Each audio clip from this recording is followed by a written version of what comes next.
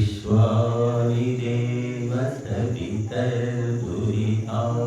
परासुव यद्भद्रं तन्न आसुव.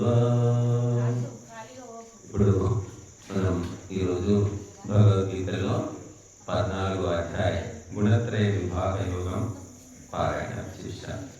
కొన్ని విషయాలు ఉదయం తెలుసుకున్నాం. సత్వగుణం, రజోగుణం, తమోగుణం, ఈ మూడు మనిషి జీవితాన్ని శాసిస్తున్నాయి. మనిషి మనస్సుతో ఆడుకుంటున్నాయి. గుణము అంటే మరొక అర్థం ఏముందంటే తాడు అనే అర్థం కూడా ఉంది, గుర్తుపెట్టుకోండి. త్రిగుణాలు అంటే మూడు తాళ్ళు. సత్వగుణము బంగారు తాడు, రజోగుణము వెండి తాడు, తమో గుణము ఇనుప తాడు. తాడు అనుకోండి, సంఖ్యలు అనుకోండి.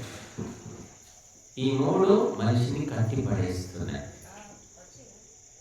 ఇనుప సంఖ్యలతో కట్టినా అది బంధనమే, కదలలేదు, ఎక్కడికి పోయి. పోనీ వెండి సంఖ్యలతో కడితే సుఖంగా ఉంటుందా? అది కూడా బంధనమే, అది వదిలించుకోవాల్సిందే.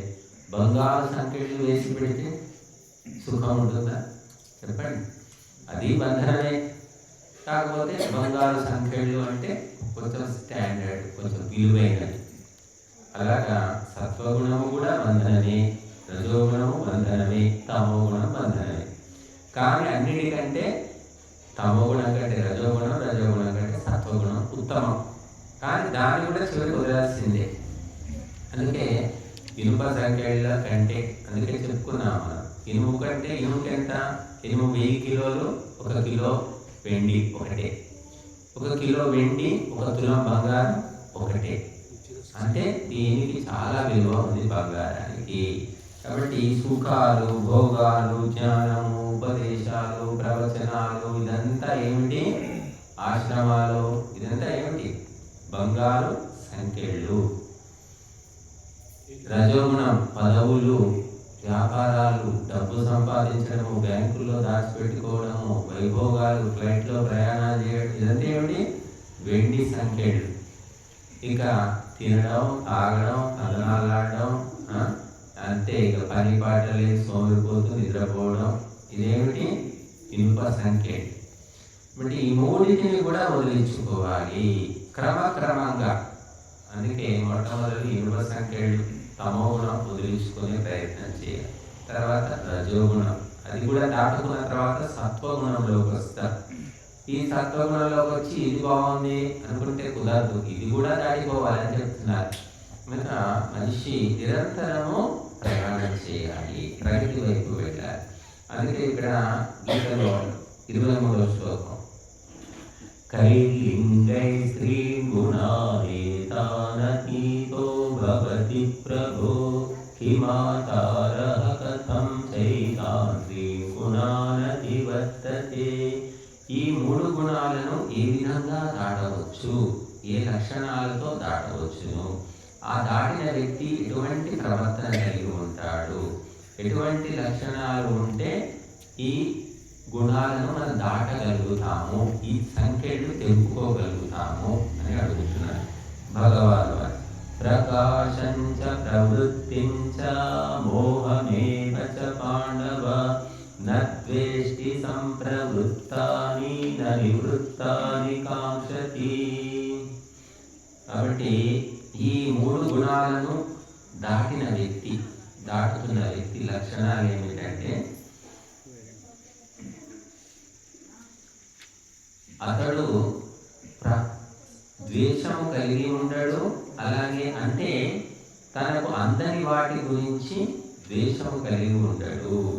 అలాగే తనకు దూరంగా ఉన్న వాటి గురించి కాంక్ష కలిగి ఉండడు, కోరిక కలిగి ఉండడు.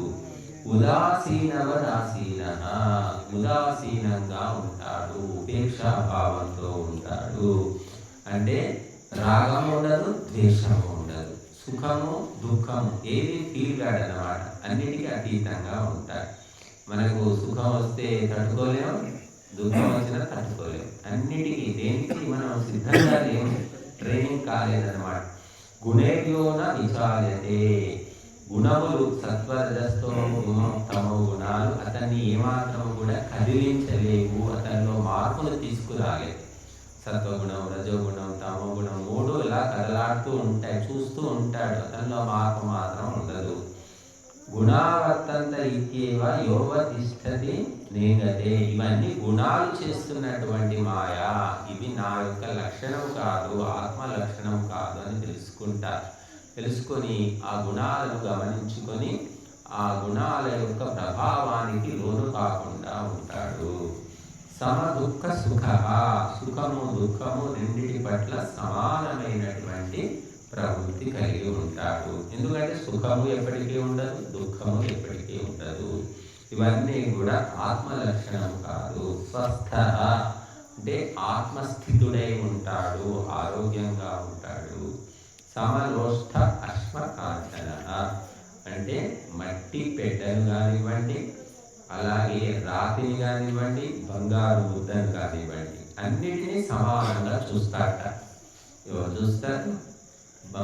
మట్టి ముద్ద, బంగారు ముద్ద, రాతి ముక్క అన్నిటినీ ఒకే రకంగా ఎలా చూస్తాడు అంటే అన్నిటికీ అతీతంగా ఉంటాడు. రజోగుణం ఏం చేస్తుంది? లోభాన్ని కలిగిస్తుంది, దాచిపెట్టుకో కనుక తమోగుణం ఏం చేస్తుంది? తీసుకొని భోగాలు అనుభవించు అంటుంది. సత్వగుణం ఇది అవసరం లేదు, మనకు దీంతో పని లేదు అంటుంది. కాబట్టి అతను సత్వగుణాన్ని ఆశ్రయించుకొని ఆ సత్వగుణాన్ని కూడా దాటిపోయి ఉంటాడు. కాబట్టి దేని ప్రభావం కూడా అతని మీద పడదు. తుల్య ప్రియా ప్రియా ప్రియ, అప్రియము కానీ ప్రియము కానీ అన్నిటినీ సమానంగా చూస్తాడు. కనుక ఇది ఇటువంటి లక్షణాలు ఉన్న వ్యక్తులు ఈనాడు లోకంలో లేరు. కనుక ఇవన్నీ చెప్తున్నాడు నిజమేనా అంటే ఉన్నారు. ఒకప్పుడు మన దేశంలో అటువంటి మహాపురుషులు ఉండేవారు.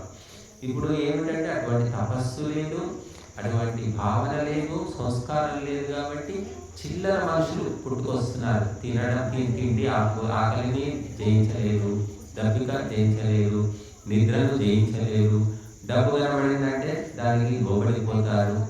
ఇలాంటి వాడు వీళ్ళు ఏంటంటే థర్డ్ క్లాస్ జనరేషన్ అంటారు. కనుక యజ్ఞయాగాది ధర్మ కార్యాలు చేసి గురువులు చెప్పినట్టు నడుచుకుంటేనేమో ఉత్తమ సంతానం, సాత్విక సంతానం కలుగుతుంది. ఆ పరంపర పోయింది. కాబట్టి మరి సమలోష్ట అశ్మకాంచన ఇటువంటి లక్షణాలు కలిగిన వాళ్ళు మనకు కనిపించరు. తుల్య ప్రియా ప్రియ, అప్రియమైన ప్రియమైన, తిట్టినా నవ్వేవాడు, మెచ్చుకున్నా నవ్వేవాడు ఉంటాడు. ఎవడైనా తిట్టితే బాధపడతారు అనే ఇంకా ఇటువంటి అతీతమైన వ్యక్తులు కలుగుగా ఉంటారు. ధీర, ధీరుడు అంటే వికారహేతో సతిన విక్రియంతే ఏషాం చేతాసి తయేవ ధీరా అని చెప్పారు. ధీరుడు మాట్లాడకనమ్మా, ఇక్కడ మీరు వేరే దుకాణం పెట్టకండి, వినండి మీకోసమే చెప్పేది, మాకేదో పిచ్చిపట్టి చెప్పట్లేదు ఇక్కడ. ధీర అంటే వికారము కలిగించే వస్తువు, అంటే రుచికరమైన పదార్థాలు, ఆడంబరమైన వస్తువులు, మరి మెరిసిపోయే బట్టలు, మరి రకరకాలైనటువంటి పదార్థాలు తెచ్చి ముందు పెట్టినా కూడా వాటి పట్ల ఏ రకమైన ఆసక్తి ఉండదు, నోట్లో నీరు కూడా ఉండదన్నమాట. అటువంటి వ్యక్తి ఎవరంటే ధీరుడు. కనుక ధీరుడిని ఎవ్వరూ కూడా కదిలించలేరు. ధీరుడు ఎటువంటి వికారము అతనిలో కలగదు. ఎంత గొప్ప పదార్థమైన వజ్రాలు తీసుకొచ్చి ముందు పెట్టినా కూడా రాళ్లే అంటాడు, పట్టించుకోడు. కాబట్టి అటువంటి వ్యక్తిని ధీరుడు అంటారు. అతను ఎవరు అంటే గుణాతీతుడు, సత్వరజస్తమో గుణాల లక్షణాలు తెలుసుకొని వాటిని జయించినవాడు. ఇది అవుతుందా అంటే చూడండి, పులి సింహం అంటే అందరూ భయపడి పారిపోతారు. పులి వచ్చిందంటే అందరం పారిపోతాం, పాము వచ్చిందంటే కూడా అందరం పారిపోతాం. కానీ ఆ పాములను పట్టుకొని ఆడించే వాళ్ళు ఉన్నారు. ఆ విష సర్పాన్ని ఉత్త చేతులతోటి పట్టుకునే వాళ్ళు ఉన్నారు. మనం యూట్యూబ్లో చూస్తే తెలుస్తుంది. సింహాలు పులులతోటి సర్కస్ చేయించే వాళ్ళు ఉన్నారు, వాటిని కూర్చోబెట్టే వాళ్ళు ఉన్నారు. ఇలా చెప్తే అలా వింటాయి. మనం వాటికి ఎదురైతే అవి మనల్ని తినేస్తాయి, వినవు. మరి వాటిని లోగ తీసుకున్నాడు. ఎలా లోగ తీసుకున్నాడు సింహాన్ని, పులిని, ఎలుగుబంటిని అంటే వాడు వాటిని అబ్జర్వ్ చేశాడు, గమనించాడు, లక్షణాలు తెలుసుకున్నాడు. సింహము ఎప్పుడు ఎలా ఉంటుంది, దానికి ఎప్పుడు కోపం వస్తుంది, ఎలా మెలిగితే అది అనుకూలంగా ఉంటుంది, దాని స్వభావం ఏమిటి అంతా తెలుసుకుంటేనే ఆ సింహం వాడు చెప్పినట్టు ఉంటుంది.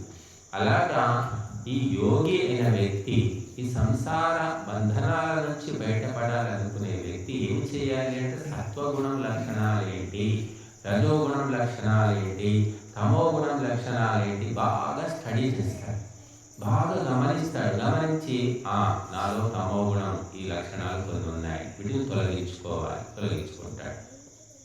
రజోగుణం తొలగించుకుంటాడు. ఇక మిగిలింది సత్వగుణం. కాబట్టి ఇనుప సంఖ్యలు తెంపుకోవడం కష్టం, కానీ బంగారు సంఖ్యలు ఏముంది తెంపేసుకోవచ్చు. ఆ రకంగా మూడింటిని కూడా చేయిస్తాడు. ఒక పాఠశాలలో ఒక తరగతి గదిలో 100 మంది పిల్లలు ఉంటారు.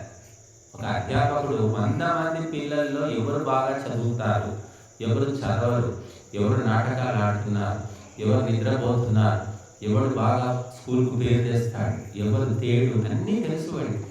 100 మంది పిల్లల లక్షణాలన్నీ, జాతకాలన్నీ చెప్తాడు. ఎందుకంటే వాళ్ళని గమనిస్తూ ఉంటాడు. వాళ్ళకంటే ఎక్కువ జ్ఞానం ఉంటుంది కాబట్టి, పిల్లల కంటే ఎక్కువ జ్ఞానం ఉంటుంది. వాళ్ళందరినీ కంట్రోల్లో పెడతాడు.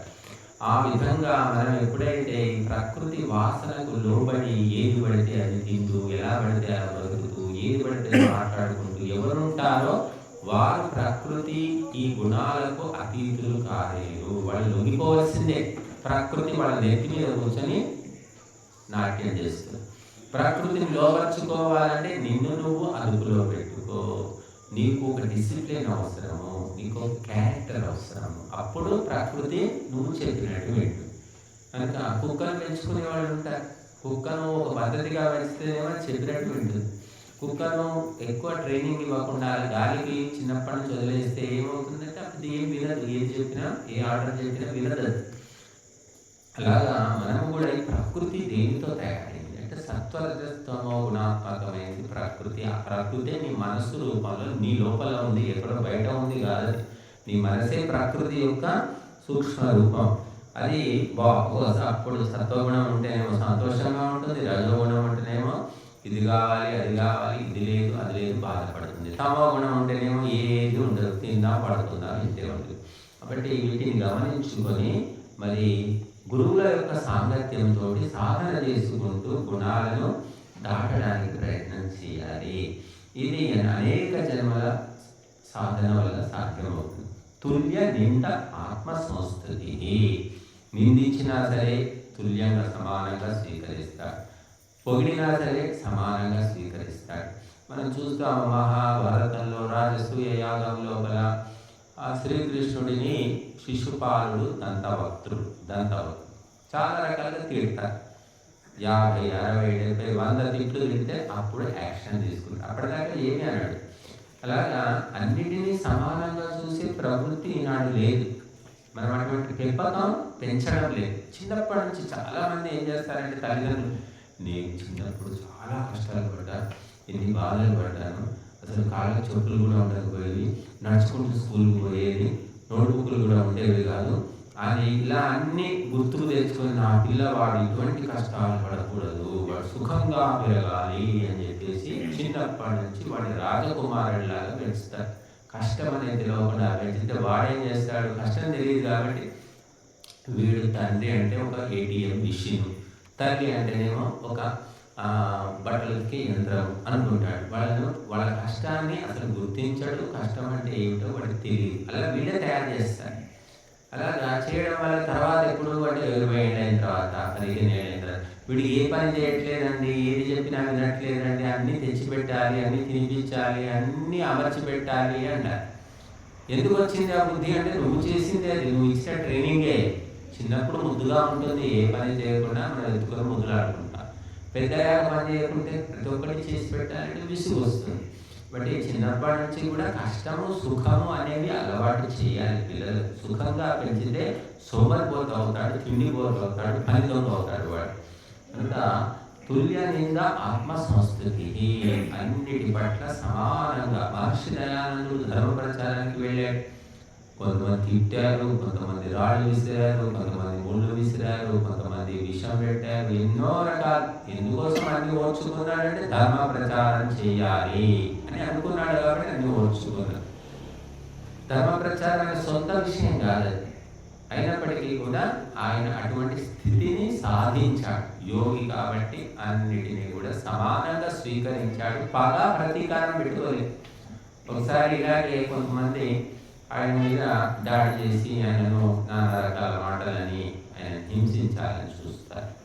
అప్పుడు ఒక బుద్ధిమంతుడు గమనించి వాళ్ళ గురించి పోలీస్ స్టేషన్లో ఫిర్యాదు చేస్తే పోలీసులు వాళ్ళని పట్టుకెళ్ళి జైల్లో వారిస్తారు. జైల్లో వారిస్తే విషయం దయానందుడు తెలుస్తుంది. అప్పుడు దయానందుడు ఏమంటాడు, నేను మనుషులను కారాగారం నుంచి విడిపించడానికి వచ్చాను తప్ప కారాగారంలో పడేయడానికి రాలేదు అంటాడు.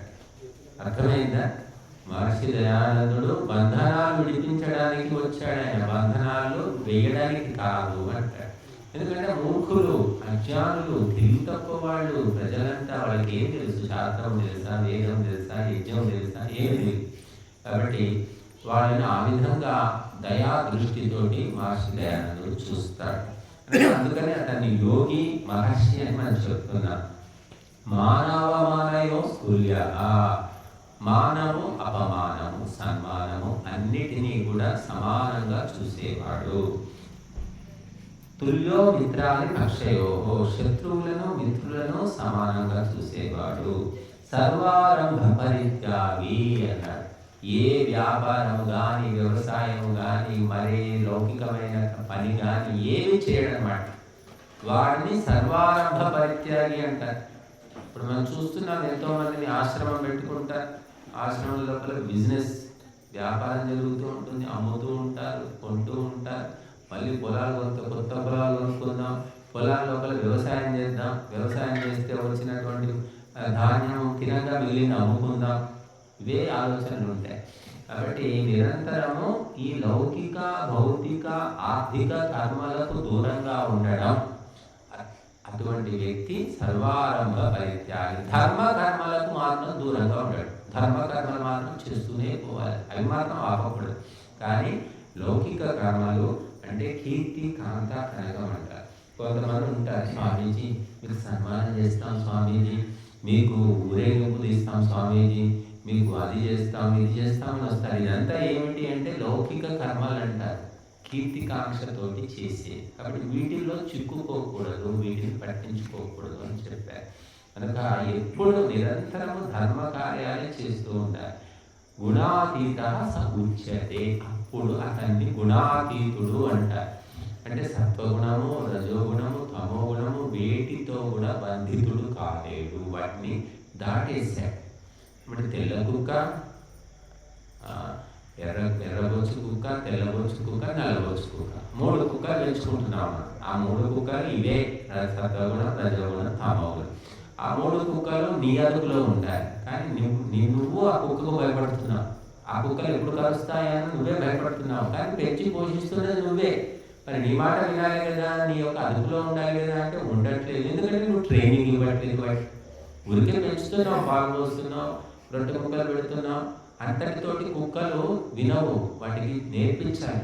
టామీ రా, కమా తీసుకో, అది వాడే ఇవన్నీ ట్రైనింగ్ ఇస్తారు. ఇచ్చినప్పుడు అది అలాగే ఉంటుంది. దానికి ఆహారం ఎక్కడ పెట్టాలి, ఒక పళ్ళెం పెట్టి అక్కడే ఆహారం, ఈ సమయంలో ఆహారం అంటే ఆ సమయానికే పోతుంది. ఇదంతా ట్రైనింగ్ అంటారు. అలాగ కుక్కలను తెలుసుకొని వాటికి ట్రైనింగ్ ఇస్తే ఆ కుక్కల వల్ల నష్టం లేదు. అలాగా మనము ఈ శరీరంలో ఉన్నాం, ఈ శరీరంలో మనస్సును వాడుకుంటున్నాం, శరీరం వాడుకుంటున్నాం, ఇంద్రియాలు వాడుకుంటున్నాం. కానీ మనసు ఏమవుతుందో తెలియదు. మనసులో ఆ మనసు యొక్క లక్షణం తెలియదు. శరీరాన్ని వాడుకుంటున్నాం, శరీరంలో ఏముందో తెలియదు. చాలామందికి తెలియదు. మీ ఇల్లు ఉందమ్మా, మీరు కష్టపడి ఇల్లు కట్టుకున్నారు, సొంత ఇల్లు 50 లక్షలు పెట్టి కట్టారు. మీ ఇంట్లో ఏముందో మీకు తెలియదా? దగ్గర నుండి కట్టుకుంది మీరే కదా. తెలీదు అంటే ఇంకా వాళ్ళని మూర్ఖులు అంటారు. ఇక్కడ కూడా అంతే. ఇదే శరీరం వాడుకుంటున్నావు, తింటున్నావు, తిరుగుతున్నావు, పడుకుంటున్నావు, పెళ్లి చేసుకున్నావు, పిల్లల్ని కట్టున్నావు, ఇదే శరీరంతో నీ శరీరంలో ఏమవుతుందో, ఏ రోగం వస్తుందో నీకే తెలియదు. ఎందుకంటే అంత మూర్ఖుడిగా ఉన్నావు అన్నమాట. బండి నడిపేవాడు అంటాడు, 2 వీలర్ కావచ్చు, 4 వీలర్ కావచ్చు, ఆ బండి ఎలా నడుస్తుంది, దాని యొక్క రేంజ్ ఏంటి, ఎలా నడపాలి అని, దాని స్థాయి ఏంటి, దానికి రిపేర్ వస్తే ఏం చేయాలి, ఇవన్నీ అక్కడికి తెలిసి ఉంటాయి. తెలియకపోతే ఏమవుతుంది అంటే మూర్ఖుడు అంటారు, నష్టపోతాడు. కాబట్టి ఈ శరీరాన్ని వాడుకుంటున్నాం, మనసు వాడుకుంటున్నాం, వేటితో తయారైనాయి అవి, వాటి లక్షణాలు ఏంటి, స్వభావం ఏంటి, ఎలా అయితే అవి కంట్రోల్లో ఉంటాయి ఎవరికి తెలియదు. తెలియకపోవడమే గొప్ప అనుకుంటున్నారు. ఇంగ్లీషు చదువుల్లో ఈ విద్య లేదండి. ఇంగ్లీషు చదువులు కేవలం భౌతిక విద్యలు, మెటీరియలిస్టిక్ ఎడ్యుకేషన్ అంటారు. అందుకే ఇదేమిటంటే ఆత్మవిద్య. పుట్టినప్పటి నుంచి ఇప్పటిదాకా మనం ఇదే శరీరంలో మార్పులు వస్తున్నాయి, ఇదే శరీరం విచిత్రంగా ప్రవర్తిస్తుంది. ఎందుకు ఇలా అవుతుంది, ఏమైంది అనేది నువ్వు తెలుసుకోలేకపోతున్నావు. చాలామందిని చూస్తాము, 199 మంది ఏదైనా కడుపు నొప్పి, కాలు నొప్పి, తలనొప్పి, మెడ నొప్పి, ఏ నొప్పి వచ్చినా సరే డాక్టర్ దగ్గరికి వెళ్తారు. ఈ శరీరం వాడుకుంటున్నది ఎవరు? 24 గంటలు వెంట ఉన్నది ఎవరికి? నీకే కదా. నీకు తెలియదు నీ శరీరంలో ఏమవుతుంది. వాడెవడో 3rd చెప్పాలి. అంటే ఎంత నిర్లక్ష్యం, ఎంత సోమర్తనమో అర్థం చేసుకో. నువ్వు పెంచిన నీ కడుపున పుట్టిన పిల్లలు వాడు కోతిలాగా, వాడు కొండముచ్చిలాగా తయారవుతున్నాడు. ఎందుకు అవుతున్నారు నీకు తెలియదు. ఎవడో వచ్చి చెప్పాలి, నేను కౌన్సిలింగ్ కావాలి, సైకాలజిస్ట్ కావాలి. అంటే మనం గుడ్డిగా నడుస్తున్నాం అన్నమాట ఈ ప్రపంచంలో. తినడము, సంపాదించుకోవడము, బట్టలు వేసుకోవడము, లేవడము, పడుకోవడం తప్ప వేరే ప్రోగ్రామే లేదు ఎవరికి. ఏం జరుగుతుందనేది మనకే తెలియదంటే ఇంకెంత ఘోరమైన పరిస్థితి అని ఎవరు అనుకోవట్లేదు. నిన్న ఏం తిన్నావో దాన్ని బట్టే ఈరోజు సమస్యలు వస్తాయి. వారం కింద ఏం తిన్నావు, ఏళ్ల తరబడి ఏం తింటున్నావు, ఏం తాగుతున్నావు, అందుకే నీకు రోగాలు వస్తున్నాయి. అదంతా కరెక్టే అనుకుంటారు. జబ్బులు వచ్చేవాళ్ళు ఎవరు కూడా తన పొరపాటు వల్ల జబ్బులు వస్తున్నాయి అనుకోడు.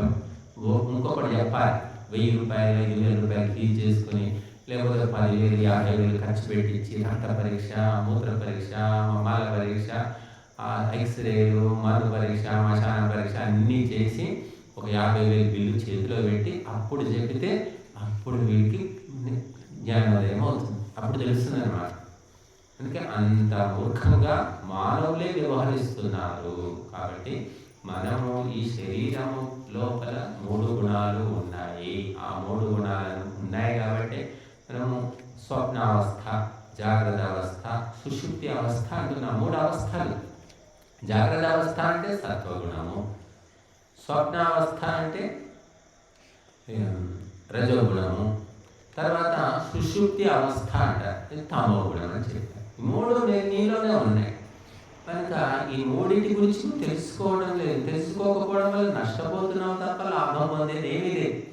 అందుకే మన ధర్మ గ్రంథాలు లౌకికం చెప్తున్నాయి, భౌతికం చెప్తున్నాయి, ఆర్థికం చెప్తున్నాయి, దైహికం చెప్తున్నాయి, మానసికం చెప్తున్నాయి, పారమార్థికం అన్నీ చెప్తున్నాయి. అన్ని కోణాల్లో చెప్తున్నాయి మనకు. ఈ సత్వరజస్తమ గుణాలు తెలియకపోతే లాభం అవుతుందా? తెలిస్తే నష్టమైందా? చెప్పండి. ఇప్పుడు తెలుసుకుంటే నష్టమైంది.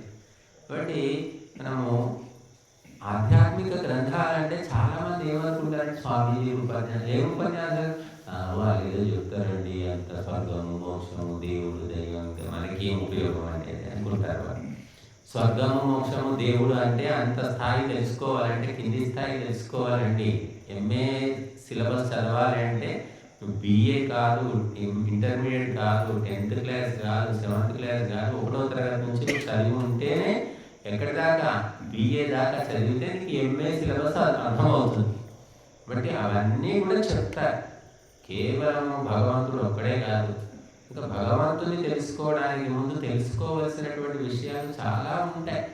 కనుక ఆధ్యాత్మిక జ్ఞానం వల్ల నష్టం ఎప్పుడూ ఉండదు. నీవు సంసారంలో, వ్యాపారంలో, వ్యవహారంలో, విద్యార్జనలో అన్నిటిలో కూడా పర్ఫెక్ట్గా మారుతావు. ఈ ఆధ్యాత్మిక జ్ఞానాన్ని తెలుసుకుంటే నీ ఆరోగ్యం కూడా బాగుంటుంది. కనుక అది తెలియకుండా ఆధ్యాత్మికం అంటే అన్నీ వదిలిపెట్టేసి ఏదో ముక్కు మూసుకొని కూర్చోవడం అనుకుంటారు చాలామంది. అందుకని ఎవరు రారు ఆశ్రమానికి. అంటే ఎవరు రారు. ఏముంటుంది ఆశ్రమంలో? ఏదో భజన చేస్తారు, ఏదో హోమం చేసుకుంటారు, అంతే. వాళ్ళ అంచనా అలాగే ఉంటుందన్నమాట. కానీ అది కాదు. కనుక మన జీవితాన్ని బాగు చేసి, మన మనస్సును సక్రమంగా చేసి, మనకు ఒక మంచి నడవడిని ఇచ్చి మనల్ని ముందుకు తీసుకెళ్ళేటటువంటి అంశాలన్నీ కూడా ఉంటాయి, ఒకటే ఉండదు. కాబట్టి గుణాతీతుడు అని చెప్తున్నాడు. ఎలా సత్వగుణము, రజోగుణము, తమోగుణము యొక్క లక్షణాలను తెలుసుకొని వాటిని జయించే వాడు గుణాతీతుడు. గుణాతీతుడు అనే శబ్దం చాలా గొప్ప శబ్దం. అలాగే స్థితప్రజ్ఞుడు అనే శబ్దం కూడా వింటారు. అలాగే యోగి అనే శబ్దం కూడా వింటారు. కనుక మనం గుడాకేశుడు, హృషికేశుడు అని 2 పదాలు వస్తాయి మనకు ఈ భగవద్గీతలో. అర్జునుడికి గుడాకేశుడు అని పేరు, శ్రీకృష్ణుడికి హృషికేశుడు అని పేరు.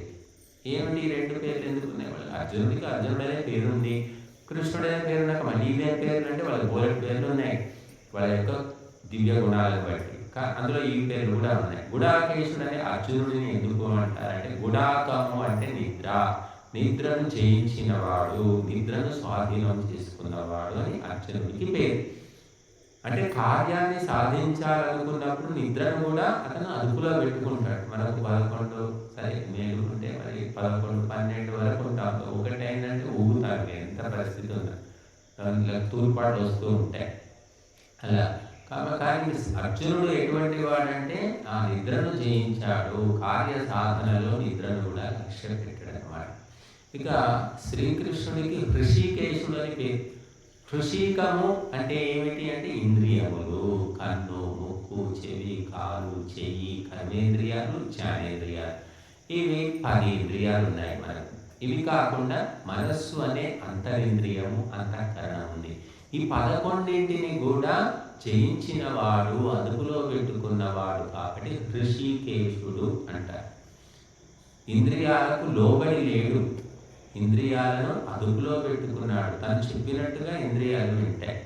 కాబట్టి హృషికేశుడు, గుడాకేశుడు అనే ఈ శబ్దాలు మనకు గొప్ప సందేశాన్ని ఇస్తూ ఉన్నాయి. ఇవన్నీ సాధ్యమా అంటే సాధ్యమండి. ఒక్క రోజులో కాదు. మీ పిల్లవాడు ఒక్క రోజులో ఎంఏ సర్టిఫికెట్ రాలేదు కదా. ఎంఏ సర్టిఫికెట్ MA 2 అక్షరాలు. ఎన్ని రోజులు పట్టింది, ఎన్ని లక్షలు ఖర్చు పెట్టారు? 10వ తరగతి వరకు 10 ఏళ్ళు, తర్వాత ఇంటర్మీడియట్ 2 ఏళ్ళు, 12, డిగ్రీ 3 ఏళ్ళు, 15 ఏళ్ళు, తర్వాత MA 2 ఏళ్ళు, 17 ఏళ్ళు, అంతకుముందు 2 ఏళ్ళు LKG, UKG అవన్నీ ఉంటాయి. ఇంచుమించు 20 ఏళ్ళు గడిస్తే కానీ వాడికి MA సర్టిఫికెట్ రాదు. ఎవరైనా సరే MA సర్టిఫికెట్ మరి ఇన్నేళ్ళు పడుతుంది అంటే పట్టనివ్వండి, అది ప్రాసెస్ కదండి, అది పద్ధతి కదా. ఒకదాని తర్వాత ఒకదాని అందరూ ఒప్పుకుంటారు. కానీ ఆధ్యాత్మికం వచ్చేసరికి ఇప్పటికిప్పుడే నేను ఏదో యోగా అయిపోవాలి, ఇప్పటికిప్పుడే సమాధి కావాలి, ఇప్పటికిప్పుడే నా కష్టాలు పోవాలి, నేను ధ్యానంలో కూర్చోగానే నాకు మనస్సు ఏకాగ్రం కావాలని కొంచెం కోరికలు పెట్టుకుంటారు. వాడు ఒక రోజు ఒక అరగంట కూడా ధ్యానం చేయడు, ఒక 10 రోజులు చేస్తాడేమో, కింద మీద పడి తర్వాత నాకు ఏమో ధ్యానం చేస్తే ఏమేమో కనబడుతున్నాయి, ఏమేమో వినబడుతున్నాయి, నా మనస్సు నిలకడగలేదు, ఎందుకు ఈ ధ్యానం అవసరం లేదు, వదిలిపెట్టేస్తాడు. స్కూల్కి వెళ్తే మరి అక్కడ పరీక్షలో ఫెయిల్ అయిపోతే, సబ్జెక్ట్లో తక్కువ మార్కులు వస్తే వదిలేసి స్కూల్ వదిలేసి ఎవడైనా పోతున్నాడు. మళ్ళీ ట్యూషన్ పెట్టుకొని మరీ చదువుతున్నారు. అంటే మనకు వాటి మీద ఇంట్రెస్ట్ అన్నమాట. డబ్బులు వస్తాయి కదా చదువు చదివితే, ఏ చదివితే ఏమొస్తాయి, ఏమీ రాదు. కాబట్టి దీని మీద నిర్లక్ష్యం. ఎందుకు ఇది ధ్యానాలు మాకు ఎక్కడనే కుదరదండి, ఏదో మీరు స్వామీజీలు పరిపాట, మాకు సంసారము, వ్యాపారము, పిల్లలు, టీచు ఇవన్నీ ఉంటాయి అని ఇలా చెప్తూ ఉంటారు. కాబట్టి ఒక్క రోజులో, ఒక సంవత్సరంలో కాదండి, ఒక ప్రాసెస్ ఇది. గుణాతీతుడు కావాలి, స్థితప్రజ్ఞుడు కావాలంటే విశేషమైన సాధన చేయాలి.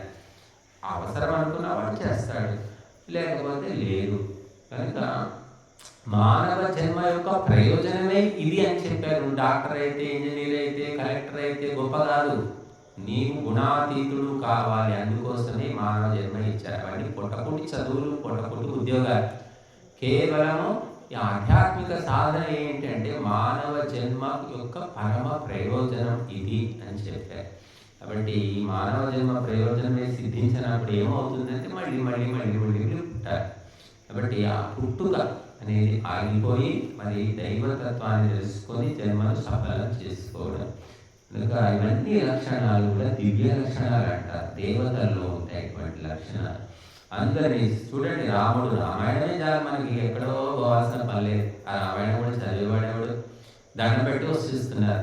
మరి రామాయణంలో రాముడు చివరికి ఏమంటాడు, రావణాసురుడు అన్ని రకాలుగా మరి వంతెన దాటి ఆ లంకలో ప్రవేశించిన తర్వాత కూడా రాముడు ఒక ఆఫర్ ఇస్తాడు, సీతమ్మను అప్పచెప్పితే నిన్ను క్షమించి వదిలేస్తాను అంటాడు. చూడండి, అంత ప్రయాస చేసి వానర సేనను తీసుకొని వంతెన కట్టి లంక ప్రవేశం చేసినప్పుడు కూడా లాస్ట్ ఆఫర్ అన్నమాట. ఎందుకంటే యుద్ధం జరిగితే అనేక మంది చచ్చిపోతారు, అనేక సంసారాలు నాశనం అయిపోతాయి. భర్తలు చచ్చిపోతే భార్యలు విధవలు అయిపోతారు, భార్యలు విధవలు అయితే పిల్లలు దిక్కులేని వాళ్ళు అవుతారు. ఎవరు చూస్తారు అటువంటి కుటుంబాలు? కాబట్టి యుద్ధం అనేది అత్యవసరమైతే తప్ప చేయకూడదు. అందుకని ఆయన చెప్తాడు, రావణాసురుడికి పంపిస్తాడు, దూతను పంపిస్తాడు, సీతమ్మను సగౌరవంగా అప్పచెప్పితే నీ తప్పును క్షమిస్తాను అని అంటాడు. చూడండి ఎంత ఎంత గొప్ప వ్యక్తి అయితే అలా అపహరిస్తాడు. సర్వారంభ మానవమానయో స్తుల్య సమదుఃఖ సుఖ, ఈ లక్షణాలన్నీ కూడా మనం రాముడిలో చూస్తాం. రాముడు ఒక సంసారంలాగా కనిపిస్తాడు, కానీ సంసారంలో ఉండి కూడా అంటించుకోకుండా ఆయన ఉన్నాడు. సీతమ్మ కూడా అంతే. సీతమ్మ జీవితంలో కూడా మనం చాలా 99 మంచి లక్షణాలు వాళ్ళలో కనిపిస్తాయి. ఏదో ఒకటి అలా ఉంటే ఉండొచ్చు, అవి కూడా ఏదో ఒక గొప్ప ప్రయోజనాన్ని కలిగించేవి ఉంటాయి. కాబట్టి మహాపురుషుల యొక్క చరిత్రను అర్థం చేసుకోవాలంటే చాలా గొప్ప మనస్సు కావాలి. చిల్లర మనస్సు ఉన్న వాళ్ళకు దేవతలు అర్థం కాదు. వీళ్ళు ఏదేదో పిచ్చి పిచ్చిగా చేశారు, వీళ్ళు ఏ దేవతలు అంటారు. మరి చాలామంది రాముడు, సీత, కృష్ణుడు విమర్శిస్తూ ఉన్నారు హనుమంతుడిని. చాలా నీచంగా వాళ్ళు మాట్లాడుతూ ఉంటారు, వీడియోలు పెడుతూ ఉంటారు. కాబట్టి మనం దేవతల స్థాయి వాళ్ళ కాలి కోటికి కూడా మనం పనికిరాం. వాళ్ళ మాట తీసుకోవడానికి కూడా మనకు అర్హత లేదు.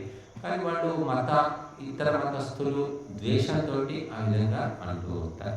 కాబట్టి గుణాతీతుడు కావడానికి ఎంతో సాధన చేయాలి, ఎన్నో జన్మల సాధన చేయాలి. చేస్తే ఇది సాధ్యమే తప్ప అసాధ్యము, దుస్సాధ్యము మాత్రం కాదు. ఇంకా సరే, గుణాతీతుడు కావాలి అని సాధన మొదలు పెట్టాడు ఇప్పుడే కొత్తగా. పెడితే మరి ఏమిటి ఈ జన్మలో కాదు ఎలాగో తెలిసిపోతుంది. కానీ ఎంత నష్టమే జరుగుతుందా, లాభం ఏమైనా కనీసం ఉంటుందా అంటే తప్పకుండా ఉంటుంది. ఒక వ్యక్తి ఎంఏ చదివాడు, ఎంఏలో ఫెయిల్ అయిపోయాడు అనుకోండి, ఫెయిల్ అయిపోయినా కూడా వాడికి ఒక విలువ ఉంటుంది కదా. ఎంఏ చదివాడు, ఎమ్మెల్యే కోసం పోటీ చేశాడు, ఎమ్మెల్యే ఓడిపోయాడు అనేది బిరుదు ఉంటుందండి, గుర్తింపు అలా ఉంటుందన్నమాట. ఒకతను ఎమ్మెల్యేగా గెలిచాడు, తర్వాత మాజీ అయిపోయాడు, మాజీ ఎమ్మెల్యే అంటారు, పవర్లో లేకపోయినా సరే ఒక గుర్తింపు ఉంటుంది. అలాగా గుణాతీతుడు కావాలని సాధన చేయడం ద్వారా ఎంతో కొంత ఉద్ధరణ ఈ జన్మలో కూడా జరుగుతుంది, మంచి జరుగుతుంది తప్ప చెడు మాత్రం జరగదు. సంగీతం నేర్చుకుందామని సాధన చేస్తే గంటసాల కాకపోయినా కనీసమైనా వస్తుంది కదా సంగీతం. అలా గుణాతీతుడు కావాలి, స్థితప్రజ్ఞుడు కావాలి, యోగి కావాలి అని ప్రయత్నం చేయడం తప్పేమీ లేదు. ఎంతో కొంత ఉద్ధరణ అయితే జరుగుతుంది తప్ప నష్టం మాత్రం జరగదు. ఆ ఉద్ధరణ వల్ల ఈ జన్మలో, ఈ జీవితంలో కొన్ని రకాలైనటువంటి మంచి మార్పులు తప్పకుండా కలుగుతాయి. కనుక ఇది అసాధ్యము, చేయలేము, మనకు చేత కాదు అని కాదు. చేతగానివి చేయలేని మహర్షులు చెప్పారు, భగవంతుడు కూడా చెప్పడం చెప్తున్నాడు అంటే మనుషులకు సాధ్యమయ్యేది కాబట్టి ఇంత పెద్ద పుస్తకం చెప్పారు. మనం చదువుతున్నాం, మొట్టమొదలు భగవద్గీత చదవాలంటే ఒక శ్లోకం కూడా చదవలేదు, తప్పులు పోతూ ఉంటే చాలా మంది చదివి చదివి చదివి చదివి చివరికి మొత్తం పుస్తకం అంటే గడగడగా చదివేస్తారు. ఒక రోజులో వచ్చిందా? చదవగా వచ్చింది, మార్పు వచ్చింది. అలాగా సాధన కూడా అంతే. కాబట్టి గుణాతీతుడు అవుతామో లేదో తర్వాతి విషయం, కానీ ఈ సత్వరజస్తమో గుణాల లక్షణాలను వింటూ వింటూ తెలుసుకుంటూ గమనిస్తూ ఉంటే నీ మీద వాటి ప్రభావము తగ్గిపోతుంది, అది జరుగుతుంది మార్పు. కనుక మనము ఈ సత్వరజస్తమో గుణాలను అర్థం చేసుకొని వాటి లక్షణాలను తెలుసుకొని మనలో అటువంటి లక్షణాలు ఏ స్థాయిలో ఉన్నాయో గమనించి దూరం చేసుకునే ప్రయత్నం చేయాలి. అప్పుడే మరి సుఖశాంతులు అనేవి మనకి లభిస్తాయి. భౌతికమైన వస్తువులు, పదార్థాలు ఉంటాయి ఈరోజు, రేపు ఉండవు.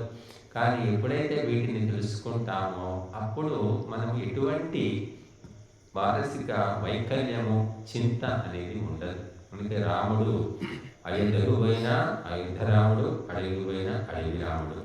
ఎక్కడా కూడా ఎటువంటి మార్పు లేకుండా నిర్వికారంగా ఉన్నాడు అని చెప్తారు. నిర్వికారం. పదవి కోసం పోటీ చేస్తాం, గెలవచ్చు, గెలవకపోవచ్చు. గెలిచినా అలాగే, గెలవకపోయినా కూడా ఎటువంటి ఫీలింగ్ లేకుండా ఉండడం. ఇది ఎప్పుడు సాధ్యము అంటే ఆత్మవిద్య తెలుసుకుంటే సాధ్యం. 40 మంది రన్నింగ్ రేస్లో పోతుంటారు, 40 మంది పోతారు, 100 మంది కూడా రన్నింగ్ రేస్ పెడితే 100 మంది వస్తారు. 100 మంది ఫస్ట్ వస్తుందా? ఒకడు వస్తాడు, ఇంకోడు వస్తాడు, థర్డ్ ఇంకోడు వస్తాడు, మిగిలిన 97 మంది పక్కకు పోవలసిందే. అది అందరికీ తెలిసిందే. తెలిసిన తర్వాత నువ్వు ఓడిపోయాడని ఎందుకు బాధపడుతున్నావు, ఎందుకు ఇబ్బంది పడుతున్నావు అంటే నీకు పూర్తి జ్ఞానం లేదు, పై జ్ఞానమే ఉంది. కాబట్టి జీవితం లోపల గెలుపు ఓటమి సహజంగా ఉంటాయి. కాబట్టి వాటికి పొంగకుండా ఎవరైతే మనస్సును నిశ్చలంగా ఉంచుకోవాలి అంటే ఆత్మవిద్య కావాలి. ఆత్మవిద్య ఉన్న వ్యక్తి అన్నిటినీ కూడా తామరాకు మీద నీటి బొట్టులాగా ఉంటారని చెప్పారు. జీవితంలో ఎప్పుడు సుఖం ఉండదు, ఎప్పుడు దుఃఖం ఉండదు, ఎప్పుడు ఆరోగ్యం ఉండదు, ఎప్పుడు అనారోగ్యం ఉండదు. ఇది తెలుసుకొని అందుకోసమే రాముడు 14 ఏళ్ళు వనవాసం ఉంటే కూడా ఏమి విచలితుడు కాలేదు ఆయన.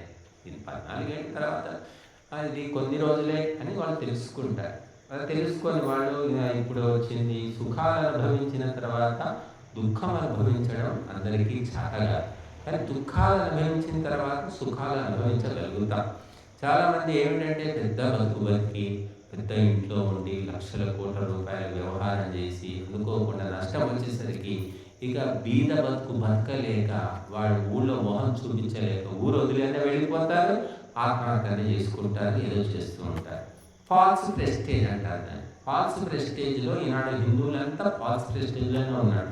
వాడు ఏమనుకుంటాడు, వీడు ఏమంటాడు, వారికి ఎట్లా మొహం చూపించాలి, అయ్యో నేను ఇట్లాంటి వాడిని, ఒకప్పుడు ఇట్లా తిరిగాను కదా, మొన్నటిదాకా కార్లో తిరిగాను కదా, ఇప్పుడు కారు అమ్ముకొని బండి మీద తిరుగుతున్నా, ఏమనుకుంటాడు, నన్ను ఎలా చూస్తారు, అంతా ఫాల్స్ ప్రెస్టేజ్ అనమాట. అంటే ఎవరు ఏమనుకోరు, 24 గంటలు ఇదే పని జనానికి, నీ గురించి ఆలోచించడమే పని. వాళ్ళకి జీవితాలు లేవు, వాళ్ళకి ఉద్యోగాలు లేవు, కానీ వీని ఆలోచన ఆ రకంగా ఉంటుంది. ఫాల్స్ ప్రెస్టేజ్లో ఉంటారు కాబట్టి ఆ ఫాల్స్ ప్రెస్టేజ్ ఎందుకు వస్తుందంటే ఆత్మవిద్య లేదు. ఈ ఫాల్స్ ప్రెస్టేజ్ కూడా రజోగుణం యొక్క లక్షణమే. నన్ను గుర్తించరో, నన్ను తక్కువ చేస్తారేమో అని అన్నీ అనుకుంటారు. వీడే తక్కువ చేసుకుంటూ ఉంటారు. ఇది రజోగుణం. కాబట్టి రజస్తమో గుణాలను మనం తెలుసుకొని వాటిని దూరం చేసుకుంటూ క్రమంగా సత్వగుణాన్ని పెంచుకొని చివరికి దాన్ని కూడా వదిలిపెట్టాలి అని చెప్పారు. మూడింటిని ఎప్పుడైతే వదిలిపెట్టావో అప్పుడు నీకు జన్మరాహిత్యం సిద్ధిస్తుంది, పరమశాంతి లభిస్తుంది అని చెప్పారు. కాబట్టి ఆధ్యాత్మిక సాధన కానీ బోధన కానీ ఉపదేశం కానీ వ్యర్థము కావు. అవి భవిష్యత్తు ఉత్తమ జన్మలకు మెట్లుగా బాటలు వేస్తాయి అని మనం తెలుసుకోవాలి.